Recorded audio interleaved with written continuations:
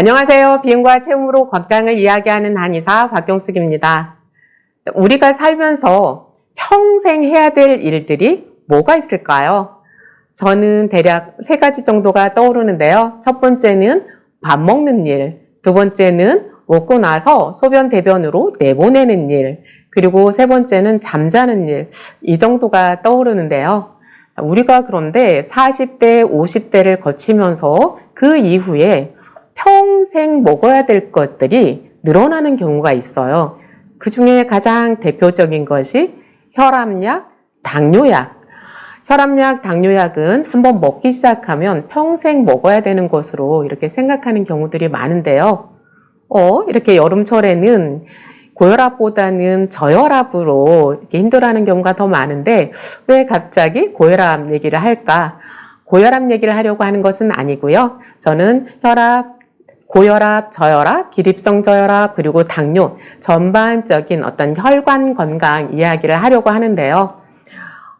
겨울철에 배부르게 지내기 위해서 여름철에 열심히 일하는 개미가 있죠. 그것처럼 우리가 추운 겨울이 되면 혈압이 높아질 수도 있고 수족냉증이 심하게 올 수도 있고 이 겨울철을 건강하게 보내기 위해서 우리 온통보감 가족 여러분들은 이렇게 여름에서 가을로 넘어가는 이 환절기, 이 시기에 혈관 건강에 조금 더 유의하자라는 의미에서 이런 혈압 이야기를 시작하게 되었습니다.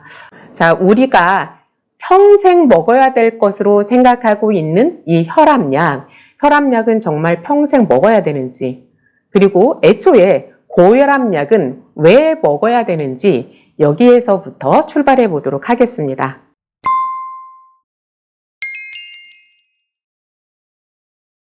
혈압약을 평생 먹어야 할지 안 먹어야 할지 이것을 이해하기 위해서는 먼저 고혈압이 무엇인지에 대한 이해를 하는 것이 우선이라고 생각을 해요.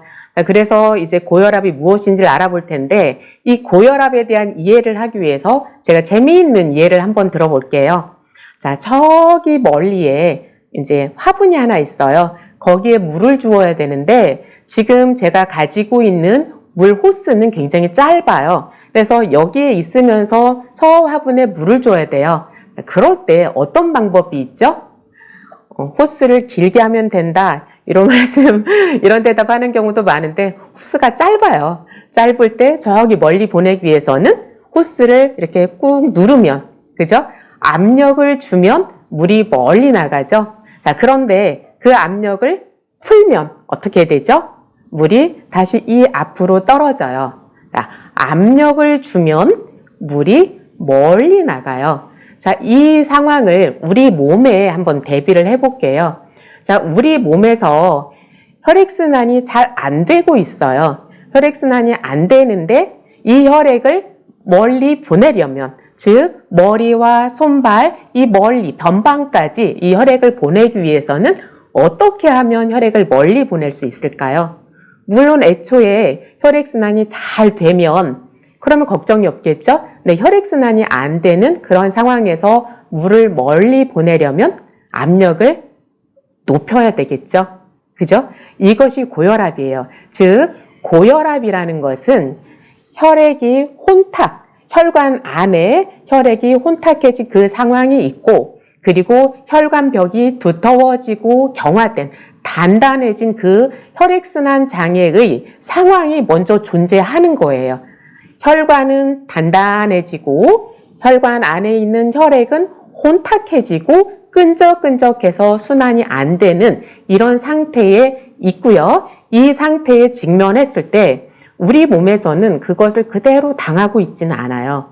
우리 몸에서는 언제나 나를 어떤 상황에서도 조금 더 안전한 상황으로 끌어올리려고 하는 그런 기전이 작동을 하게 되거든요. 그래서 이렇게 혈액이 오염되고 혈관이 단단해져서 순환이 안 되면 그 상황에서는 어떻게 해서라도 이 혈액을 머리로 손끝, 발끝으로 온몸으로 잘 보내기 위해서 혈관의 방어작용이 시작되는 거예요. 이것이 바로 고혈압이에요. 자, 그럼 제가 이렇게 질문을 해볼게요. 그렇다면 고혈압은 나를 죽이기 위한 것일까요? 살리기 위한 것일까요? 좀 대답하기가 애매하시죠? 혈액순환이 안 되는 상황이 있고 그것을 극복하기 위해서 혈압을 올리는 거예요. 그죠? 자, 이런 관점에서 보면 혈압을 높이는 것은, 즉 고혈압이라는 것은 나를 살리기 위한 그런 방어작용이다. 이렇게 이해를 하시면 된다는 거예요. 끈적끈적한 혈액을 그대로 놔두면 도저히 머리로 온몸으로 혈액을 보낼 수가 없잖아요. 압력을 높여서라도 혈액을 온몸으로 보내려고 하는 그런 방어작용이다. 이렇게 이해를 하시면 될 것 같아요. 자, 이런 예가 있어요. 올 2월인가 3월 달에 어떤 어르신이 오셨어요. 연세가 90세 정도 되셨는데 걸음을 걸을 수도 없어서 이제 아드님이 이렇게 휠체어에 어머니를 모시고 오셨어요. 그런데 일주일 전부터 그냥 중심을 못 잡고 앉아 계시다가도 옆으로 쓰러지고, 그리고 식사도 잘 못하시고 동작이 자꾸 느려지고, 그러다 이제 걸음도 걷기 힘든 그런 상황이 돼서 이제 오셨어요.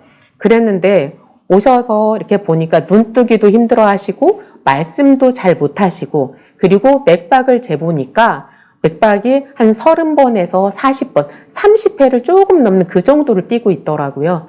그래서 제가 제일 먼저 여쭤본 게 혈압약 드시냐 그랬더니 혈압약은 몇십 년 전부터 드시고 있었기 때문에 계속해서 드시고 있다는 거예요. 자, 제가 이분께, 이 어르신께 무엇을 주문했을까요? 저는 약을 처방하기 이전에 첫 번째로 말씀드린 것이 혈압약을 끊으셔야 된다. 지금은 혈압약을 드시면 이 증상에서 이 현상을 도저히 극복할 수 없다. 이 말씀을 최고 먼저 드렸어요.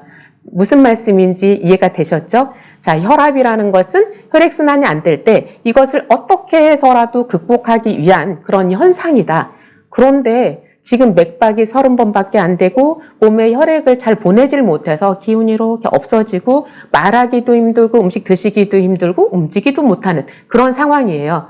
그런데 압력을 낮추는 혈압약을 계속 드시고 있어요. 압력을 낮추면, 그죠? 혈액은 더 멀리 갈 수가 없겠죠? 이럴 때 가장 중요한 게 혈압을 높이는 일이에요, 오히려. 그래서 혈압약을 끊으시라고 말씀을 드렸고요. 그리고 이렇게 제가 이제 공진단 같은 경우는 좀 가격이 세기 때문에 환자분들께 잘 권해드리질 않는데, 이런 경우에는 노인분들이면서 기력이 현저히 떨어졌을 때는 저는 무조건 공진단을 드시게 이제 해드리고 있거든요. 그래서 이제 혈압약 끊고 그 다음에 공진단을 드시고, 그러면서 이제 혈액순환이 잘 되게 할 수 있는 탕약이라든지 이제 제품, 이런 것들, 이렇게 2가지, 3가지를 준비해 드렸었는데요. 그리고 나서 일주일 지나니까 이제 맥박이 70번으로 돌아오고, 그리고 이제 기운을 회복하셔서 이제 돌아다니실 수 있고 식사도 잘 하실 수 있다. 이런 말씀을 들었어요. 자, 이렇게 혈액순환이 몹시도 안 되는 상황에서는 혈압을 높이는 것이 오히려 우리의 건강을 지키는 것이다. 이해가 되셨죠? 또 다른 예를 들어볼게요. 6년 전에 뇌경색이 한번 왔었고, 그 이후로 혈전용해제와 고혈압약, 고지혈증약 여러 가지 약을 드시고 그렇게 지내시는데도 혈압이 150 정도에서 떨어지질 않고, 그리고 평소에 계속해서 피곤하고 이런 문제로 내원하신 분이 계셨어요. 그런데 이분은 제가 특징을 보니 얼굴이 굉장히 이렇게 불그레하고, 그리고 배가 이렇게 볼록하셨어요. 그러니까 내장 지방이 좀 많았다는 얘기죠. 그래서 제가 판단을 할 때에는 이분은 내장 지방이 너무 많고 혈관 안에도 오염물질이 굉장히 많겠구나. 물론 이건 검사상으로도 나타나고요. 그래서 이분 같은 경우는 제가 아까 노인분하고는 완전히 반대예요. 노인분 같은 경우는 기력이 떨어지고 이제 지금 혈압이 너무 떨어져서 문제이기 때문에 그걸 올려주는, 기력을 올려주는 그런 약을 썼다면, 이제 이번에는 해독을 하는, 혈관 안을 깨끗하게 해주고 내장 지방을 없애주는 그런 해독 치료를 해드렸어요.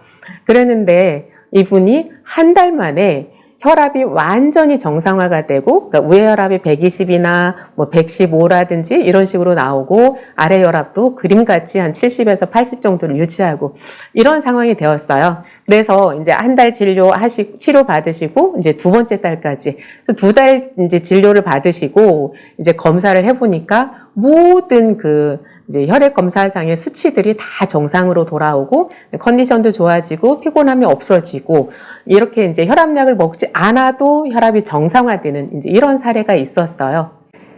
혈압약 이야기로 본격적으로 들어와 볼게요. 자, 혈압약을 처음에 어떻게 해서 드시기 시작했을까요? 어떤 분들은 혈압이 160, 170, 180 이렇게 갑자기 너무 많이 올라가서 혈압약을 드시기 시작하는 분도 있지만, 그런데 많은 분들이 혈압이 130, 140 이렇게 미미하게 올라갔는데도 불구하고 예방하는 차원에서 혈압이 더 높이 올라가지 않게 예방하는 차원에서 그냥 반알만 드십시다. 여기에서부터 약을 드시기 시작하는 경우가 있어요. 실수는 여기에서부터 시작된다고 생각을 해요. 반알로 그냥 무심코 시작을 했는데 이 먹다 보니 이제 혈압약을 끊기가 참 애매한 거예요.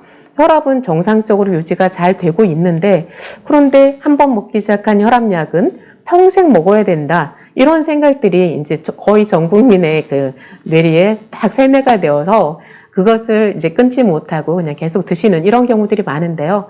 자, 혈압약을 왜 드실까요? 이런 생각 해보셨어요? 드시는 분들.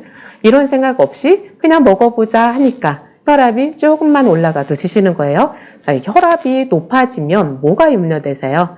혈압이 높아지면 그 약한 부위에서 터지면서 뇌출혈이 오지 않을까? 그것이 염려돼서 혈압약을 계속 드시는 분들이 제일 많을 거라고 생각을 해요. 맞아요. 이 혈압약을 복용하면서 뇌출혈이 일부 줄어든 것은 사실이에요. 그런데 그 반면에 혈압약을 먹는다고 해서 중풍이 예방이 되나? 이렇게 한번 다시 치환을 해볼게요. 뇌출혈은 줄어들 수 있고 예방할 수 있는데, 그런데 전체적인 중풍 환자가 줄었나? 이것을 살펴볼 필요가 있다라는 거예요. 안 그렇죠? 주변에 여전히 이제 뇌졸중으로 인해서 이렇게 몸이 불편해 하시는 분들이 많잖아요. 뇌출혈은 줄었지만 뇌경색, 심근경색 환자들은 꾸준히 증가하고 있다는 사실을 주목해야 할 필요가 있습니다. 즉, 제가 처음에 얘기했던 것처럼 고혈압이 왜 발생하는지 이것을 이해하면 쉬울 것 같아요. 자, 고혈압이라는 것은 혈액순환이 잘 안 될 때 그것을 극복하기 위해서 압력을 높여서라도 혈액을 보내려고 하는 현상이다. 이렇게 말씀드렸죠. 그런데 압력을 낮추면 혈액순환이 잘 안 되죠. 그러니까 뇌출혈은 예방될지 모르지만 뇌경색이나 심근경색 이렇게 오히려 막히는 것은 예방이 되지 않는다. 이런 것을 아셔야 된다는 거예요.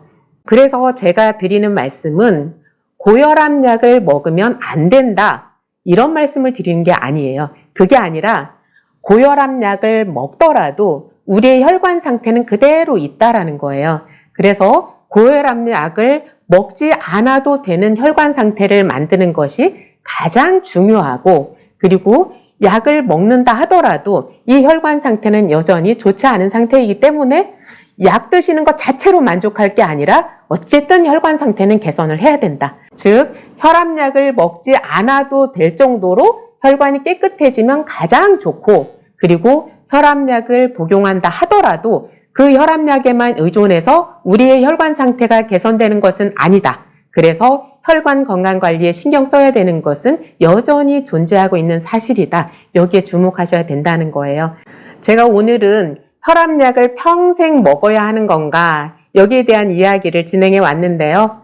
내가 해독을 하고 그리고 운동을 열심히 하고 혈관을 깨끗이 하려고 하는 여러 가지 노력을 하였음에도 불구하고 혈압이 조절이 안 되고 올라가면 혈압약 드셔야 하는 거예요. 자, 그런데 우리는 혈압약을 먹지 않아도 되는 그런 혈관 상태, 즉 압력을 높이지 않아도 혈액순환이 잘 되는 그런 건강한 상태를 만드는 것이 더 중요하다. 이런 결론을 맺으면서 다음 시간에는 이제 저혈압에 대한 이야기를 해보도록 하겠습니다. 다음 시간에 뵙겠습니다.